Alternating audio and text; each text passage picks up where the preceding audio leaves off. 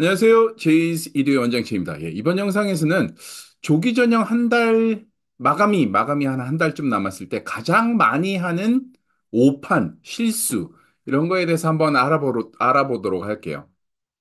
어, 저희, 예를 든 건데, 저희가 이거를, 오랫동안, 십수년 동안, 20년 가까이 해오면서 항상 이런 학생들이 1년에 몇 명씩 있어요. 아니면 거의 대부분의 학생들이 이런 그 과정을 거쳐가는데, 한 학생이 탑 30 대학의 ED를 목표로 여름방학 기간 동안에 열심히 어플리케이션을 준비를 했어요. 그 다음에 컨설팅하고 목표를 했죠. 그 이유는, 32대학을 한 이유는 GPA도 그렇고, ACT, SAT 스코어도 그렇고, 그래서, 한 거다. 그런데 갑자기 9월 말에, 얼마 전에 탑 10 대학에 지원을 하겠다면서 이제 서플리멘탈 에세이를 다시 시작을 하는 거예요. 다시 시작을 하는데, 이유는 네비앙스에 보니까 그 대학에 그 탑 10 대학에 합격한 학생들 중에 GPA, CT, SAT 점수가 자기보다 훨씬 더 낮은데 그 대학에 합격한 학생이 있다는 거죠. 그래서 나도 할 거다. 그렇게 얘기를 하고 이제 갑자기 이제 탑 10 대학을 지원을 하게 되는 거죠. 근데 이거는 예를 든 것일 뿐이고 일반화를 한 거예요. 근데 상당히 많은 학생들이 그렇게 얘기를 하고 있어요. 그래서 보시면 이런 경우에 저희는 사실은 합격 확률이 그렇게 높지 않다라고 말씀을 드려요. 합격 확률이 그렇게 높지 않다라고 말씀을 드리는 이유가 뭐냐면 일단은 먼저 GPA로 거르고 그다음에 ACT, SAT 성적으로 고르는데 GPA가 지금 거의 바텀 쪽에 있죠. 합격한 학생들. 그다음에 여기 이렇게 있는 거는 저희는 아웃라이어라고 부르는데 일반적인 표집 군단에서 많이 다른 거예요. 그러니까 이 친구들은 뭔가 다른 의미가 있는 거다. 다른 이유로 합격을 한 거지. 아카데믹이나 그 ACT, SAT 성적 혹은 엑스트라 커리큘러로 합격한 거는 아니 일반적으로 아카데믹으로 합격한 거는 아닐 거다라고 생각을 해야 되는데 지금 여기 보시면 거의 만점인 GPA 학생들도 상당히 많이 불합격했고, 만점 GPA, ACT, SAT 만점인 학생들도 불합격한 상황에서 높지 않은 GPA를 가지고 지원을 하겠다. 나보다 낮은 학생들 붙은 거 보이지 않느냐. 이렇게 얘기를 하고 그 지원 대학을 상향하는 경우가 상당히 많아요. 저희가 수많은 질문, 특히 이제 입시철이 가까웠고, 이제 열심히 원서를 준비를 해야 되는 기간이기 때문에 요즘 가장 많이 받는 질문이 상향 지원에 대한 얘기예요. 뭐 그러냐면, 여름방학 동안에, 컬리지 컨설팅 하는 분들하고, 그 다음에 고등학교 그 선생님들하고 다 해서 학교를 선택을 했을 텐데, 막 여기저기서 말씀을 들으시겠죠? 친구분들이나 혹은 내비앙스를 보거나 하는데 얘기를 듣는데, 학교 내비양수 보니까 GPA, ACT, SAT가 우리 학생보다 낮은데, 우리 아이보다 낮은데, 탑 10에 합격했고, 아이는 작년에 3.7 그 언웨이티드 GPA로 탑 10 들어갔는데, 그다음에 우리 첫째는 ACT, SAT 점수 없이 탑 20 들어갔는데, 왜 올해는 꼭 내야 된다 그러냐. 그다음에 탑 4에 합격한 아이랑 우리 아이랑 이시가 다 똑같다. 근데 왜? 뭐 이렇게 말씀을 하신 거나. 지금 준비하는 학교는 컴퓨터 사이언스를 쓰고 싶은데 지금 준비하는 학교는 공대 랭킹이 낮아서 조금 더 올리고 싶다. 그리고 어떤 대학은 웨이티드 GPA가 4.0 넘으면 다 합격을 시켜준다는데 왜 나는 안 되냐. 뭐 이런 식으로 주위에서 많은 이야기를 듣고 갑자기 준비했던 대학에서 그 의견을 나누고 그 어느 대학에 지원을 하기로 결정한 상태에서 막판에 아주 급하게 상향 지원을 하겠다고 하시는 학부모들이나 학생들이 상당히 많아요.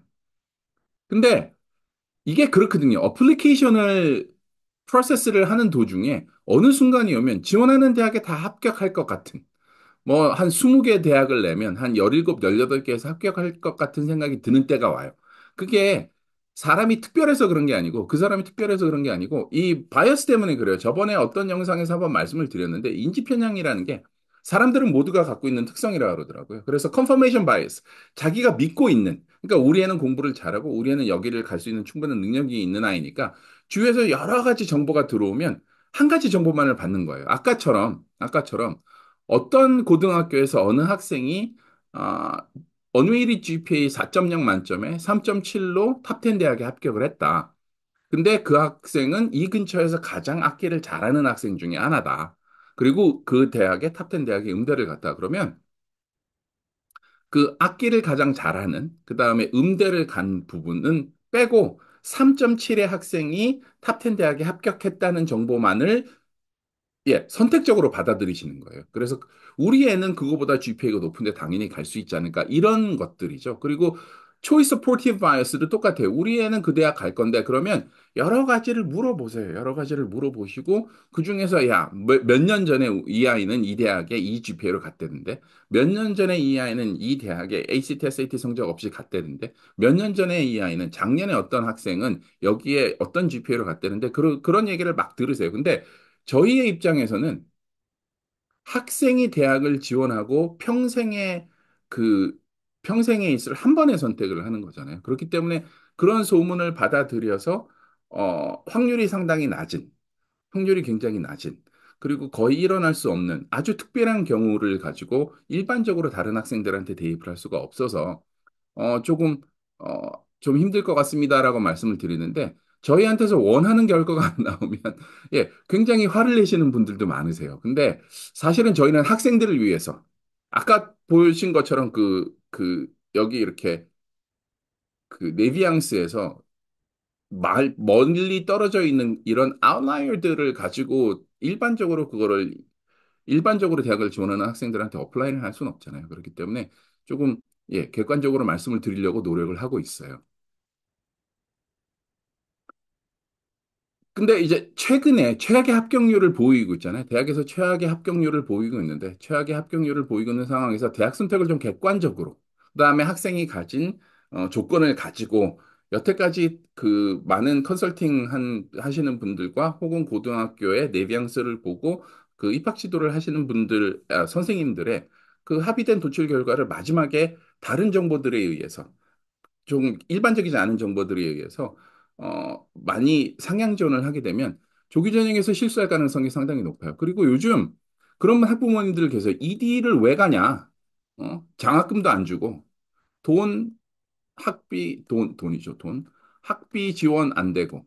그다음에 레귤러로 하게 되면 2달 이상 더 훨씬 더 준비를 많이 할 수 있는데 그래서 제가 뭐 ED를 지원을 하지 말라고 하시는 그 컨설팅 하시는 분들이나 학부모님들이 계시는 것 같아요. 근데 이게 다른 영상에서도 보여드렸지만 ED의 합격률이 3배, 4배, 적게는 3배, 4배에서 많게는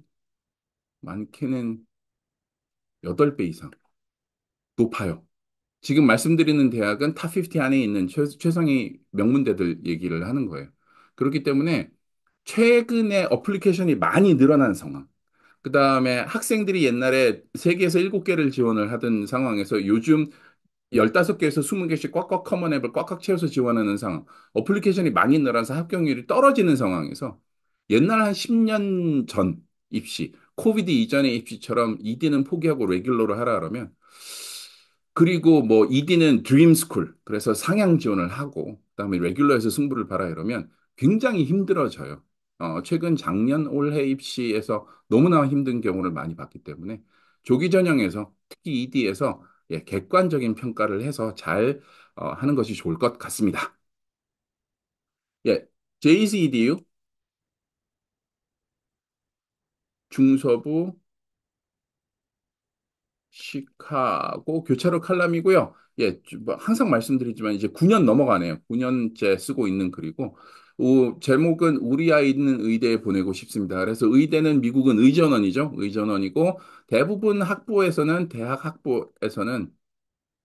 학부에서는 뭐 바이오나 케미나 혹은 통틀어서 뭐 메디컬 트랙이라고 그러죠.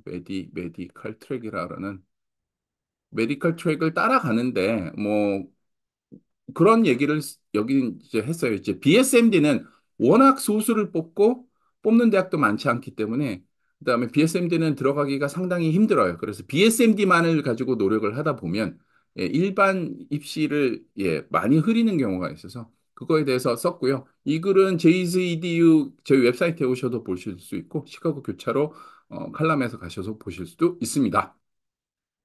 JC1위.com 오시면 첫 번째 페이지의 맨 하단 부분에 버튼 누르셔서 저한테 질문을 보내주실 수 있는 그 버튼이 있어요. 거기서 클릭하셔서 저한테 질문을 보내주시면 최선을 다해서 안내해 드리도록 하겠습니다.